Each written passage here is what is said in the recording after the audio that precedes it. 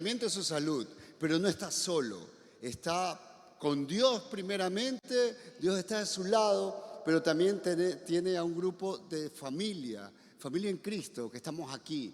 Y así que por favor, acompáñenme en esta palabra de oración por Juanito.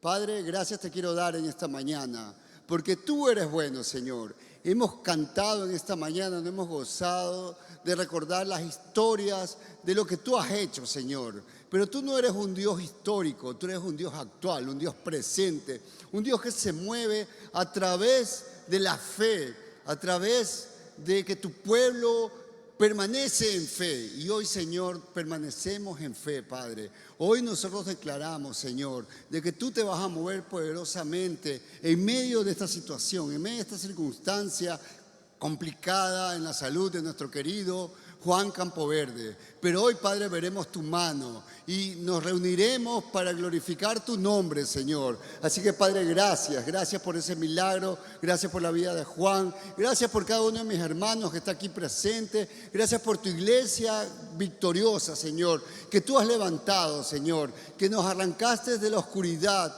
de las tinieblas, y nos has traído a tu presencia, la luz admirable. Gracias, Señor, por este nuevo día que podemos reunirnos alrededor tuyo, alrededor de tu palabra, Señor, para cantarte a ti, para glorificarte. Recibe, Señor, toda ofrenda de nuestro corazón, toda ofrenda de aplauso a tu nombre, Señor. Gracias, Padre. Un fuerte aplauso para el Señor.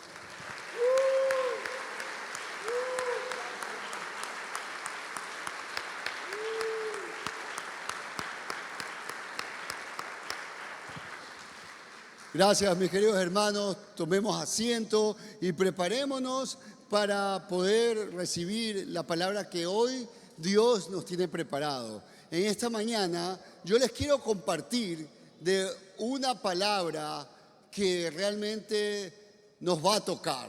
Diga conmigo, me va a tocar, me va a tocar. Así es. Así que preparémonos.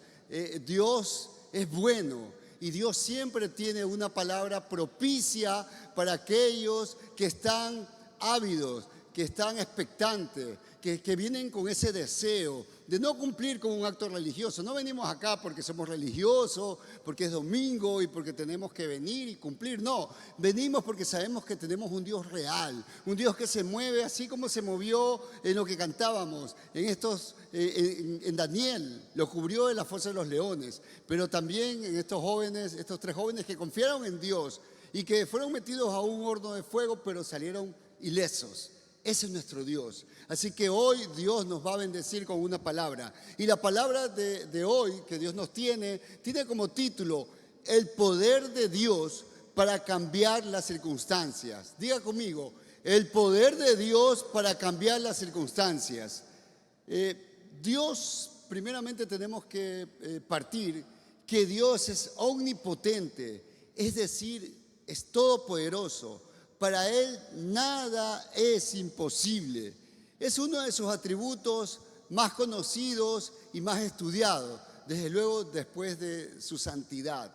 Dios es santo, santo, santo, y eso cantan por la eternidad los ángeles, querubines en el cielo y su pueblo también. Pero otro de sus atributos es que Él es todopoderoso. Para Él no hay nada imposible, y lo podemos leer y lo podemos recordar en Lucas 1:37, cuando el ángel del Señor fue a anunciar a María de que iba a concebir por un milagro de Dios. María no entendía, y también el ángel le reveló que a su prima Elizabeth, que era, por cierto, no podía tener hijos, era estéril, sin embargo, aún de avanzada edad encima, estéril, de avanzada edad, o sea, hay una anciana. Sin embargo, Dios tenía previsto que iba a concebir milagrosamente. Entonces María estaba realmente sorprendida y le dijo, no te sorprendas, que para tu Dios nada es imposible. Así que diga conmigo, para Dios nada es imposible. Amén. Y ese es nuestro Dios, y ese es el Dios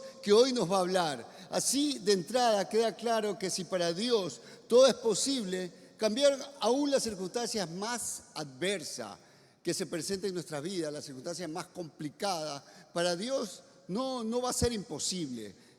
Pero para Dios puede cambiar totalmente, puede cambiar una circunstancia adversa.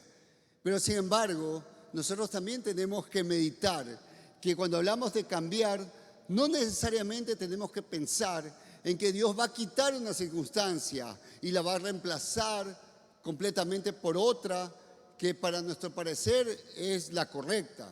No, Dios también puede usar estas circunstancias complejas, estas circunstancias difíciles, estos tal vez problemas, dificultades que estamos pasando, atravesando. ¿Para qué? Porque su omnisciencia, es decir, en su todo conocimiento, Dios todo lo conoce, Dios conoce el pasado, el presente y el futuro, Él conoce la eternidad.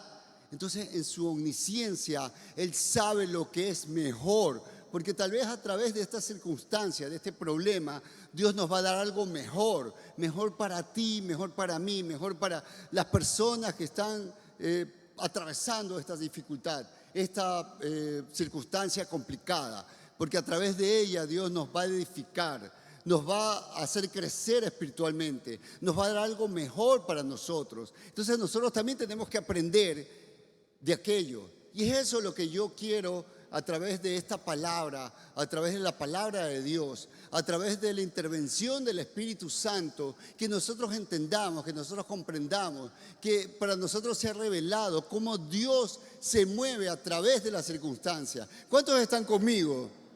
Amén. Entonces, prosigamos. Empecemos primero a definir un poquito qué es una circunstancia, porque muchas veces escuchamos esa palabra, pero en sí, ¿qué significa? Entonces, según el diccionario, circunstancia es una condición, es una situación o son factores que afectan a alguien o a algo y que van a influenciar en su desarrollo o su significado. Entonces, una circunstancia es algo que rodea, son factores, son situaciones que rodean, es como un entorno alrededor de algo o de alguien. En este caso estamos hablando de personas. Entonces, es un entorno que nos va a afectar para bien o para mal. ¿Ok? Un ejemplo. Por ejemplo, las circunstancias en la que vivía la obligaron a abandonar sus estudios. Entonces, ese ejemplo habla de alguna persona, alguna jovencita, que por una circunstancia complicada posiblemente no tenía el dinero suficiente o tal vez había complicaciones y la universidad o los colegios no abrieron, lo que sea. Pero sin embargo esas circunstancias afectaron y ella no pudo continuar con sus estudios. Entonces queda claro el ejemplo, ¿no? Eso es circunstancia, ¿ok? Entonces la Biblia o la palabra de Dios nos enfatiza que las circunstancias pueden parecer totalmente adversas, complicadísimas, pero sin embargo, en cada una de ellas hay un propósito de Dios, un propósito superior, un propósito que humanamente muchas veces no podemos comprender. Y es por eso que nosotros tenemos la palabra de Dios. Es por eso que para nosotros los cristianos una circunstancia no es como una circunstancia para la gente que no conoce de Dios. En nosotros el Espíritu Santo nos revela que hay un propósito superior y por tanto de esa manera nosotros vamos a aprender cómo debe ser nuestra conducta ante estas circunstancias. Y hay mucho, aquí en la palabra de Dios, hay demasiado material, mis queridos. Nos podríamos quedar aquí, podríamos hacer una nueva vigilia alrededor de esta palabra, alrededor de este mensaje. Sin embargo, tenemos que ser breves, ¿verdad? Entonces, vamos a tomar unos cuantos. Entonces, en el Nuevo Testamento, porque habla en el Nuevo, en el Viejo, en toda la Biblia, en el Nuevo Testamento, en Romanos 8:28, la palabra de Dios nos dice, y sabemos que a los que aman a Dios, algunas cosas le ayudan, algunas cosas, no. Gracias por estar atento. ¿Qué nos dice la palabra? Y sabemos que a los que aman a Dios, todas las cosas le ayudan a bien. Esto es a los que conforme a su propósito son llamados. Dicen todas, no algunas, todas. Y todas es todas, ¿no? Significa que absolutamente todas, ¿no? Entonces, este versículo constituye un pilar fundamental para nuestra fe, para los cristianos, ¿no? Y enfatiza que Dios obra a través de estas circunstancias, pero para aquellos que lo aman y aquellos que buscan sus propósitos. Entonces, para nosotros es un versículo que nos anima, pero también nos desafía a confiar en Dios a pesar de las circunstancias, pero también nos da una responsabilidad como sus verdaderos discípulos, como sus verdaderos hijos, de analizar, reconocer, discernir si estas circunstancias en las que yo estoy viviendo ha sido por seguir el amor a Dios o es consecuencia de que yo estoy buscando el propósito de Dios en mi vida. O tal vez puede ser una consecuencia de que yo me he desenfocado más vale de los planes de Dios, de los propósitos de Dios. Y entonces me estoy desviando. Y tal vez las circunstancias que me están rodeando no están alineadas a los propósitos de Dios.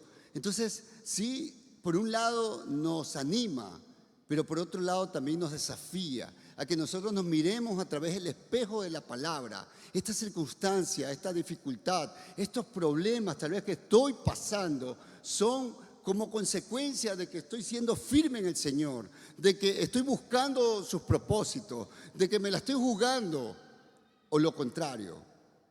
Ambas cosas van a actuar en nuestras vidas, ¿sí? Si es porque estamos firmes en el Señor, gloria a Dios, porque luz verde, continúa, adelante, sigue confiando en el Señor. No te desvíes, no escuches otro consejo, sino la palabra de Dios.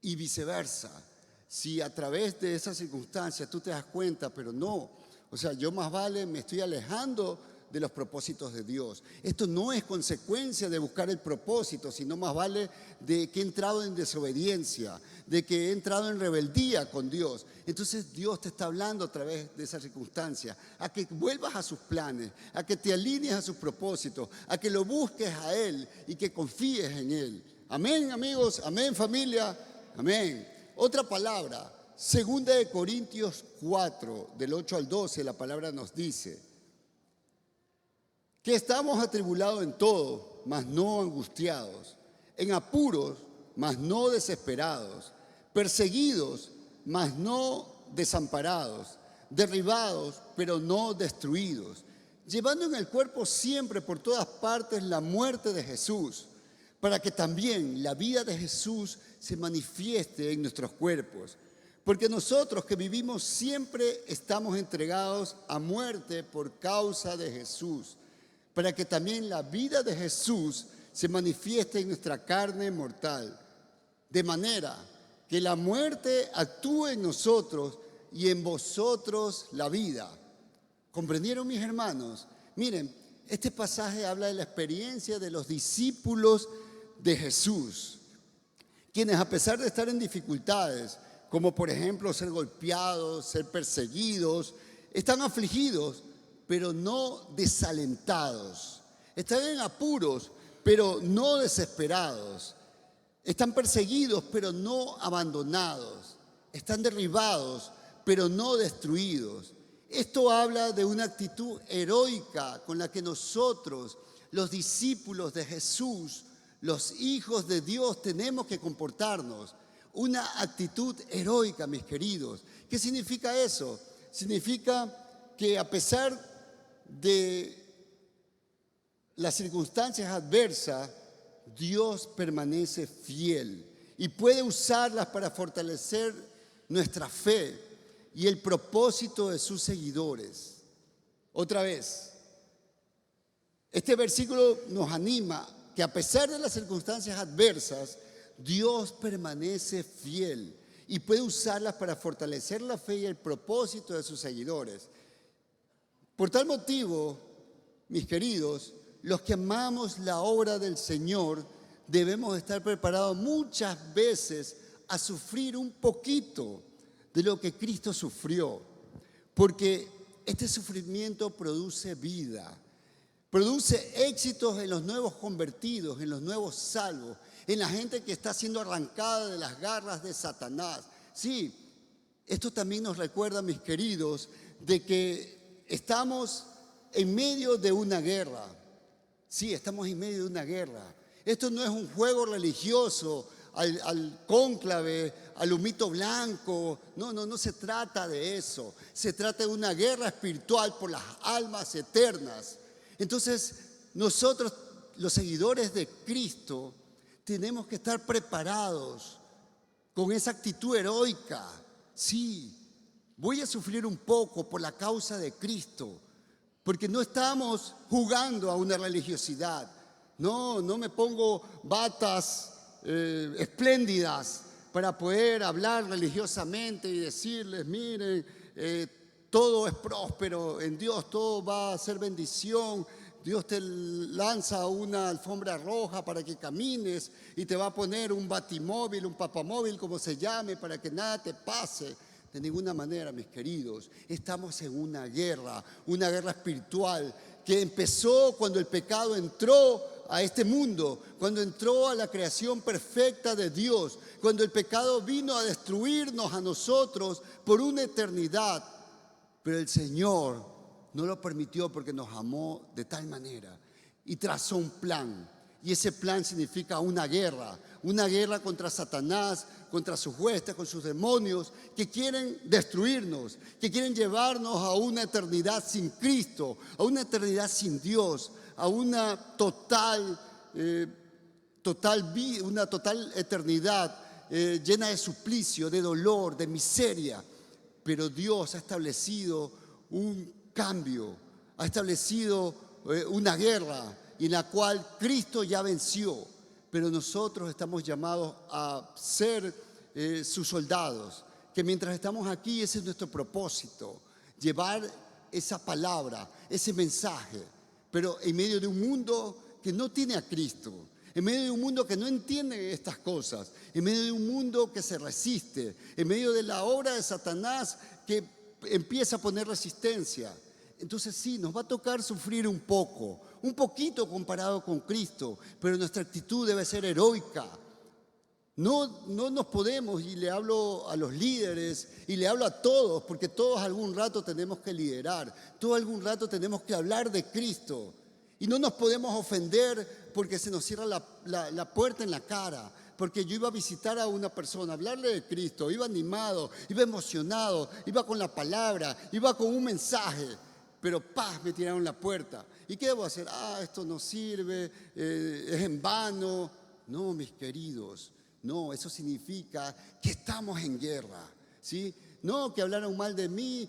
¿Qué significa? No me voy a ofender, no me voy a hacer la víctima. Ay, pero ¿cómo? Esto ha sido duro. Yo cuando no era cristiano, todo el mundo era amigo mío, todo el mundo me hablaba, todo el mundo quería que vaya. Yo era el alma de la fiesta.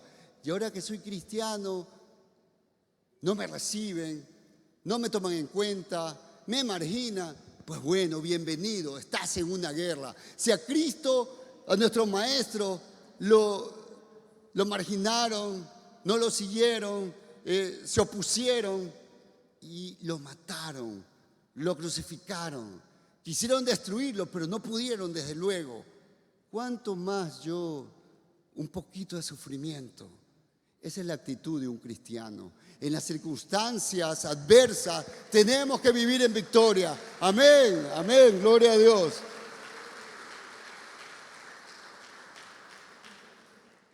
Otra, en Santiago 1, versos 2, está escrito, no voy a cantar por si acaso, me encanta esa canción, me gozo, me alabo a Dios, pero acá vamos a leerla.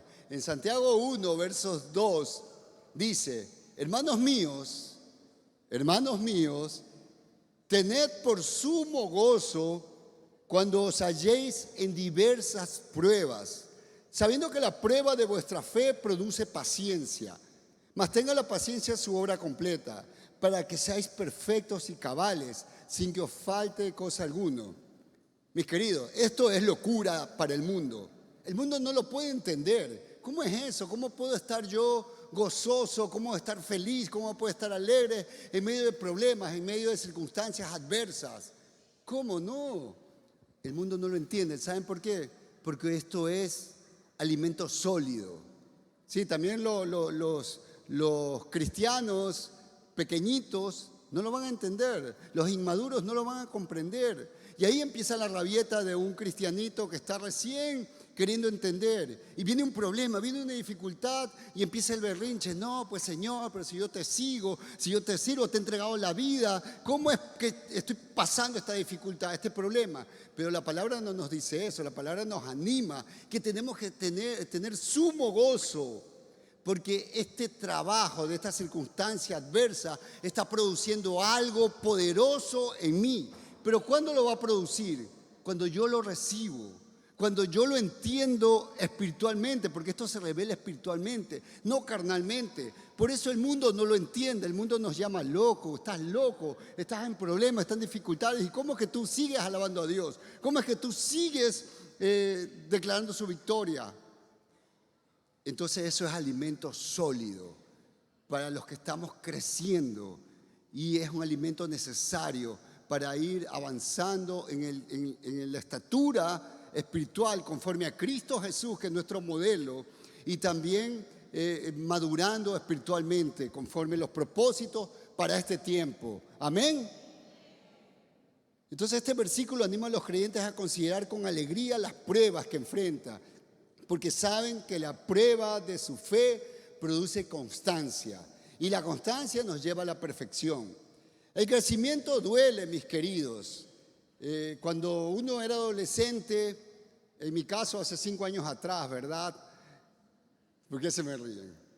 Perdón, sí, mi esposa me corrigió. Hace 5 décadas atrás. ¿Ok? Cuando era adolescente y uno se estaba pegando el estirón, sí o no que uno se quejaba de ciertos dolores. Chuzo, me ven los huesos. ¿Y qué nos decían los padres? No, es que estás creciendo. Entonces, como estás creciendo, te estás pegando un estirón, te duelen ciertos huesos, ciertas articulaciones. Y cuando uno era niño o era adolescente, uno lo recibía con alegría. Ha sido eso, no es que estoy enfermo. No, estás creciendo. Ay, qué chévere, porque nadie se quería quedar corto de estatura. Todos queríamos ser altos, queríamos ser fuertes, ¿verdad?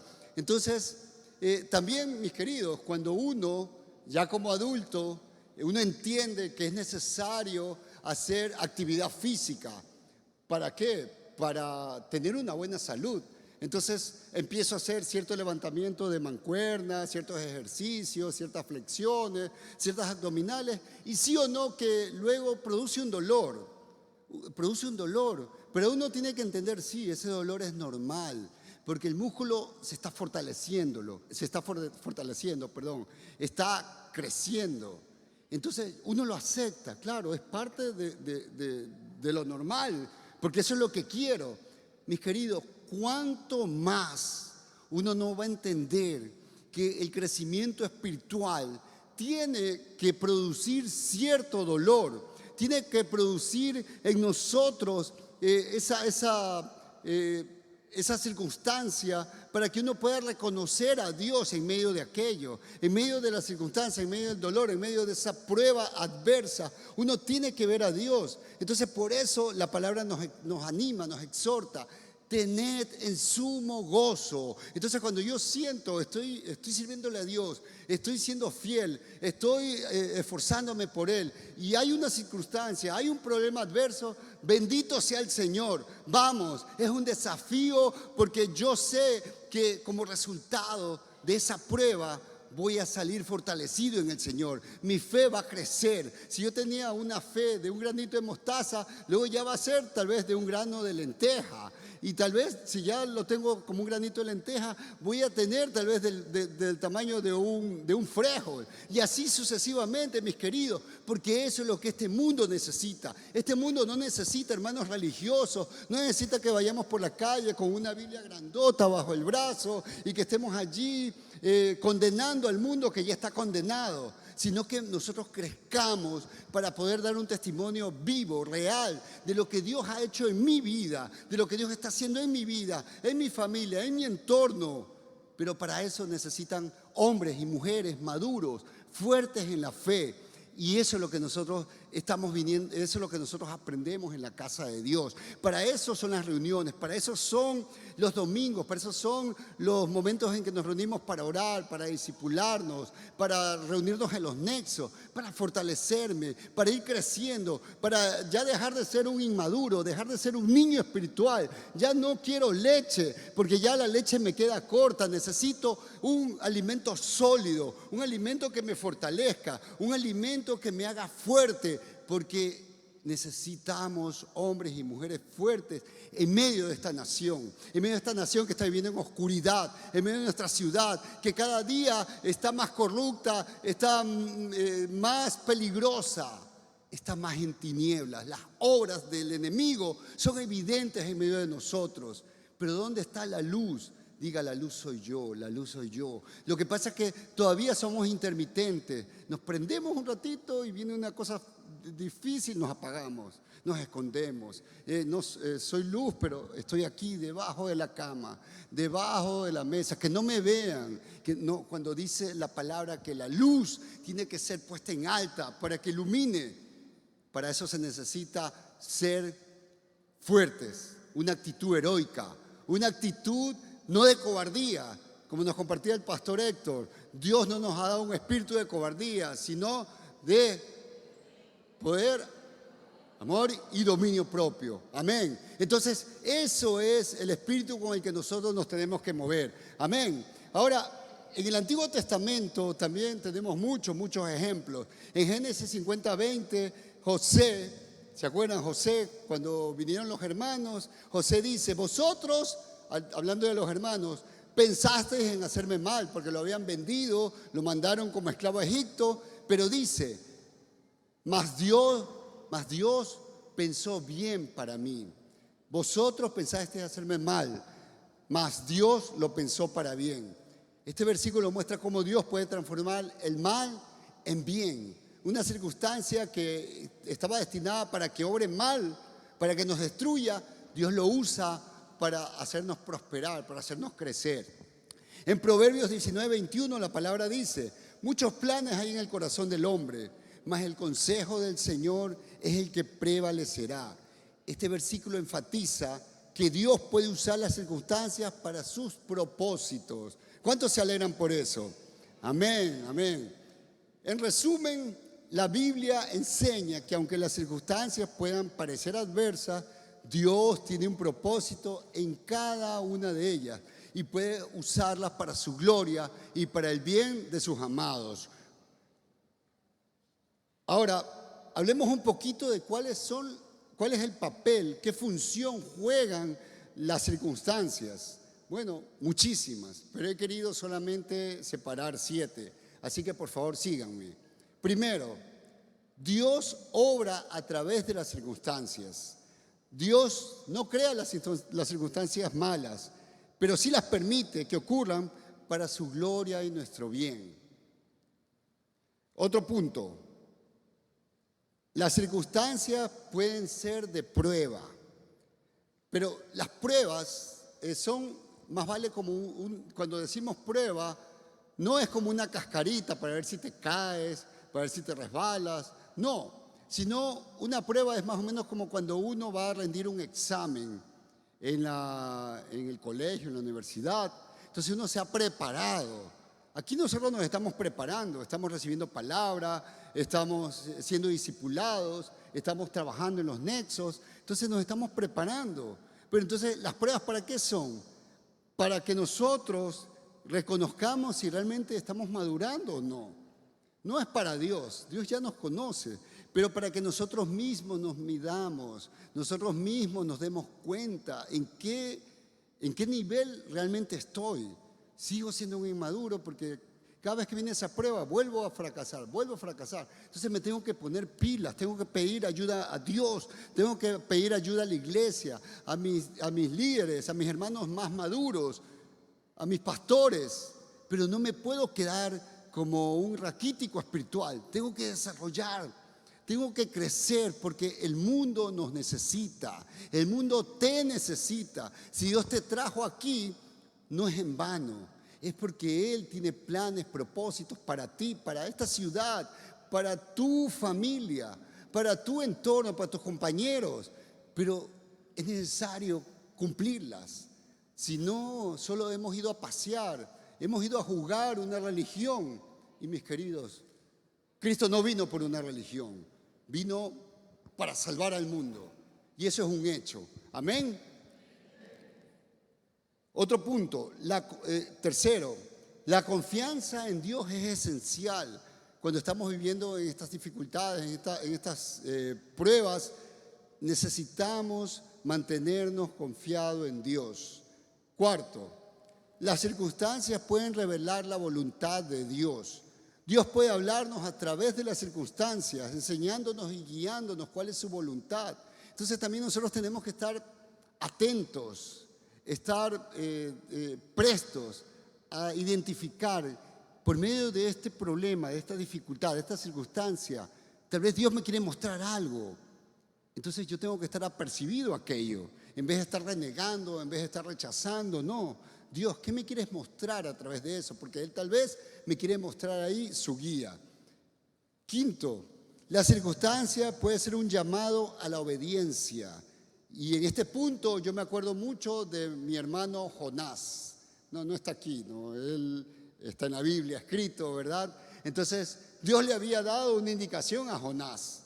Pero ¿qué hizo Jonás? Dios le dijo, ándate y él se fue ¿a dónde se fue? A Tarsis, ¿verdad? Entonces, ¿qué pasó? Vino una circunstancia adversa en el barco donde él estaba huyendo. Vino una tempestad que ya el barco lo hundía.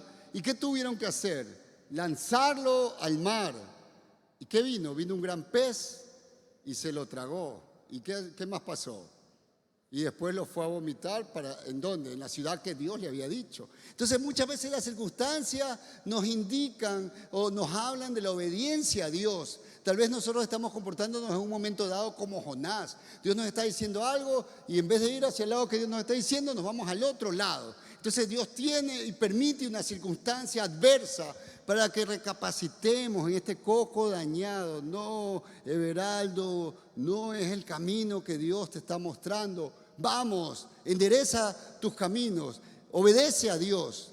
Entonces, bendito sea Dios, mis queridos, porque solamente un Dios bueno y misericordioso actúa así.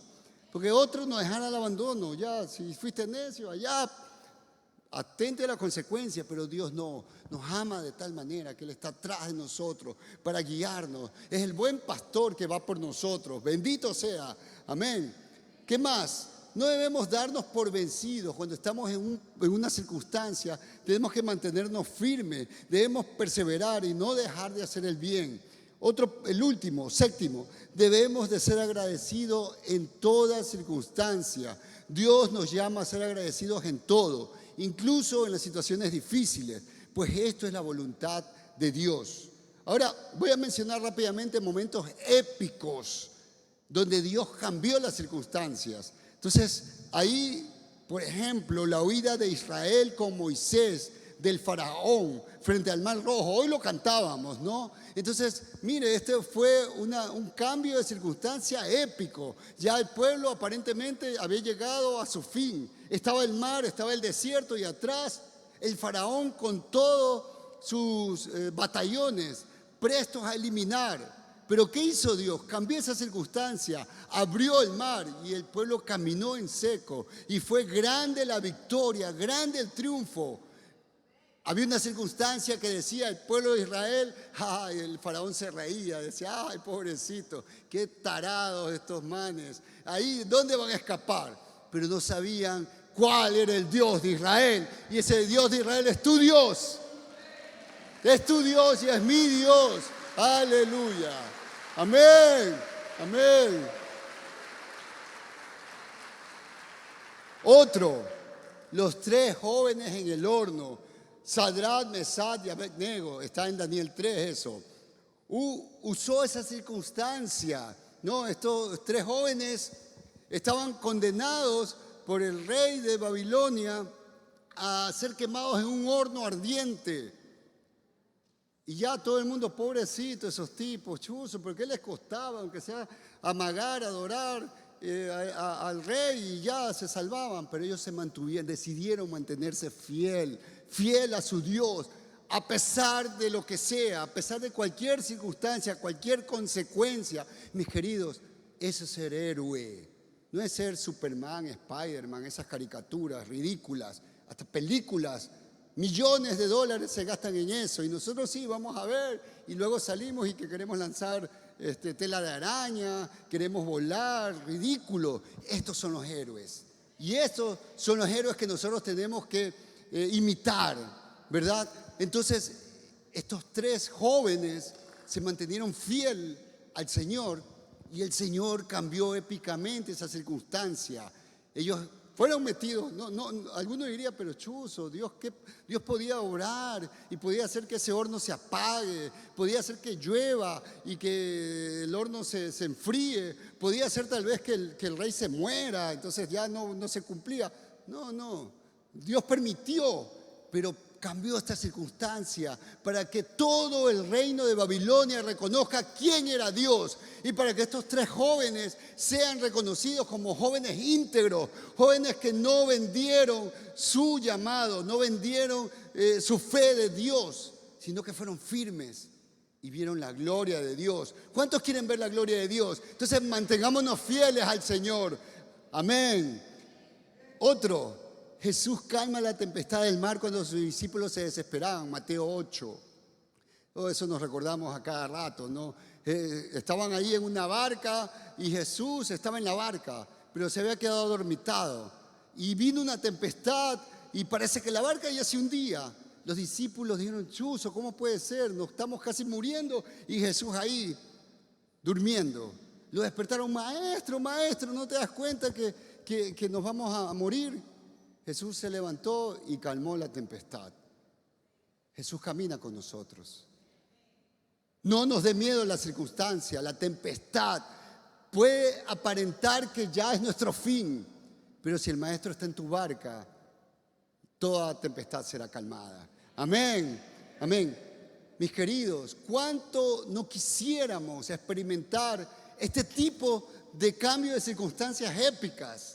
Y diríamos, wow, Señor, muévete de esa manera, cámbiame así, cambia esa circunstancia. El Señor lo puede hacer, pero el Señor es omnisciente y Él sabe de qué manera nos conviene a nosotros como sus hijos, nos va a convenir verlo a Él. ¿Cuál es nuestra parte? Mantente fiel al Señor. No desmayes, no tires la toalla, no te des por vencido. Alaba al Señor, gózate en medio de la circunstancia. Sí, el mundo te va a llenar, hay muchas voces que te van a llenar, estás perdido, ya no puedes más, este es tu fin, ahí va a ser tu muerte, ahí está tu lecho, anda comprando la caja de una vez, anda dejando de una vez el testamento, lo que sea. Pero esas voces no las escuchamos y nos mantenemos fiel porque el Señor algo quiere hacer y algo lo va a hacer. Amén. Pero yo te quiero decir algo aún superior. Si todas estas cosas te han sorprendido, prepárate, mis queridos, porque mira, yo te voy a decir lo siguiente. Cristo ya cambió nuestra circunstancia. Diga, Cristo ya cambió mi circunstancia. Cristo ya cambió mi circunstancia. Cristo ya cambió nuestras circunstancias espirituales y eternas. No teníamos esperanza alguna. Estábamos condenados en nuestros delitos y pecados delante de Dios y merecíamos el castigo eterno por ello. Nadie podía salvarnos. Solo Cristo a través del plan de Dios Padre. Mis queridos, estábamos perdidos. Estábamos totalmente perdidos, condenados. Así cada uno de nosotros nació a este mundo. Sí, cada vez que nosotros festejamos un cumpleaños del día normal de nacimiento, debemos recordar que nosotros venimos a este mundo condenados, con un destino de muerte. Pero el Señor la cambió. El Señor cambió esa circunstancia que nadie más podía cambiarla, ¿no? Ningún hombre, no hay ningún valor económico que pueda darse para cambiar tu eternidad. No hay ningún ejército, no hay humano, no hay ningún poder, potencia en este mundo que podía cambiar. Solo Dios por medio de Cristo Jesús. ¿Y qué nos dice en su palabra? Dice en Efesios 2, del 1 al 2, en cuanto a ustedes, estaban muertos en sus delitos y pecados, en los cuales anduvieron en otro tiempo conforme a la corriente de este mundo y al príncipe de la potestad del aire, el espíritu que ahora actúa en los hijos de desobediencia. Miren esta verdad, esta premisa. En otro tiempo estábamos perdidos en nuestros delitos, en nuestros pecados, en nuestra inmundicia, ¿sí? Pero ahí viene la obra de Dios. En Colosenses 2, verso 13, dice: antes ustedes estaban muertos en sus pecados. Otra vez lo recalca. Antes estaban muertos en sus pecados. Aún no se había despojado de su naturaleza pecaminosa. Pero diga conmigo, pero ahora. Pero dígalo de nuevo, pero ahora. Tenemos que recalcar porque ahí viene el cambio. Ahí está declarado lo que ocurrió. Teníamos una circunstancia adversa, eterna. Nadie la podía cambiar, pero Dios con su poder, por medio de Jesucristo, hizo ese cambio. Dice, pero ahora Dios les ha dado vida conjuntamente con Él y les ha perdonado todos sus pecados. No dice unos cuantos. ¿Cuánto dice? Todos sus pecados. Escuche, ha anulado el acta de los decretos que había contra nosotros y que nos era adversa. La quitó de en medio y la clavó en la cruz. Desarmó además a los poderes y las potestades y los exhibió públicamente al triunfar sobre ellos en la cruz. Mis queridos, esto es el cambio más grande de toda circunstancia, porque no está hablando de una enfermedad, porque mis queridos, naturalmente todos vamos a morir en un momento dado, ¿sí? Este mundo va a pasar. Mira, así te boten del trabajo, te den un trabajo nuevo, así tú pierdas todo lo que tiene en este mundo, todas tus posesiones, todo lo que este mundo te pueda dar, igual nada nos podemos llevar a una eternidad. Pero lo que sí nos llevamos a la eternidad es el alma. ¿Y cómo estaba nuestra alma? Nuestra alma estaba perdida, estaba condenada, no teníamos salida.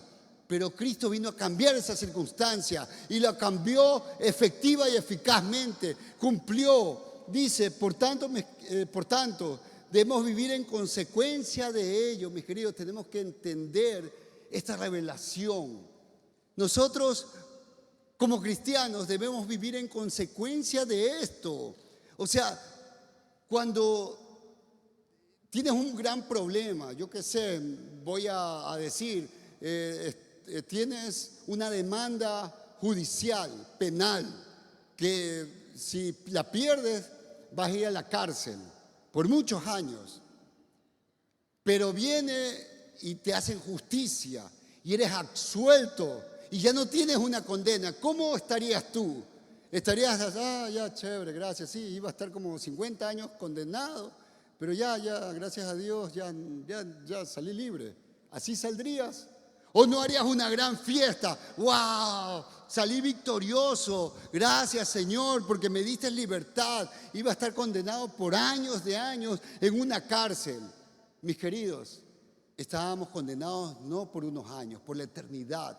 No en la cárcel La Roca, no esto, por cierto, La Roca esa que queda allá, Vía Daule, ¿no? En esa cárcel, en una mazmorra, no. Sino en el mismo infierno, donde cualquier dolor que tú hayas, por cualquier problema que estés pasando, es una caricatura frente al dolor eterno que pasaríamos allá. Cristo cambió esa circunstancia. Cristo, por medio de su muerte, Cristo dice la palabra que estábamos condenados, pero de tal manera Dios te amó. Me amó, diga, me amó, a mí me amó, de tal manera el Señor me amó, que dejó su trono eterno, dejó su grandeza de Dios, se humilló, vino a este mundo como un hombre, tomó un cuerpo humano, vivió como un hombre, pero sin pecado, porque era el único, nadie más podía pagar el precio de nuestros pecados, de todos nuestros pecados. Él lo hizo, murió en la cruz, pero por medio de esta muerte venció a Satanás. tu enemigo, mi enemigo, quien tenía el acta contraria, con eso reclamaba, este me pertenece, este es mío, este yo me lo llevo al infierno completito. Nada le va a quedar y va a arder en el fuego. Pero Jesús vino y le arrebató esa acta, se la quitó, la clavó en la cruz. Y no solamente eso, dice que lo desbarató, lo expuso públicamente, lo avergonzó. Mis queridos, destruyó a tu enemigo, destruyó a mi enemigo. Y eso es lo que celebramos. ¿Cuántos están felices? Amén, amén.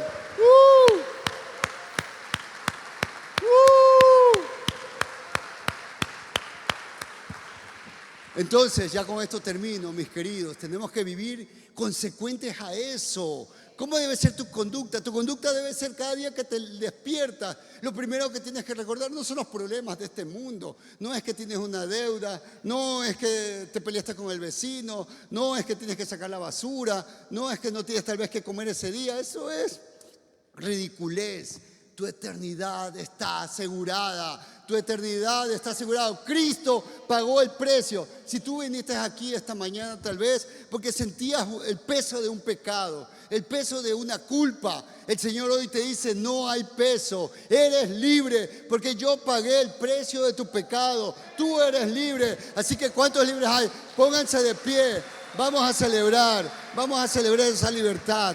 Cristo cambió mi circunstancia. Gracias, Padre, en esta mañana. Gracias por tu palabra, Señor. Gracias por haber cambiado las circunstancias. Gracias, Padre, porque tú usas las circunstancias a favor de los que creemos en ti. Porque en cada circunstancia, en cada problema, hay un propósito tuyo, Señor. Y hoy, Padre, yo me comprometo contigo, Señor, a vivir, a ser valiente, a recibir toda circunstancia adversa en mi vida. No verla como una pérdida, sino verla a través de tus ojos, a través de lo que tú quieras hacer en mi vida. Hoy, Padre, yo oro por cada uno de mis hermanos. Oro por aquel que ha venido por primera vez.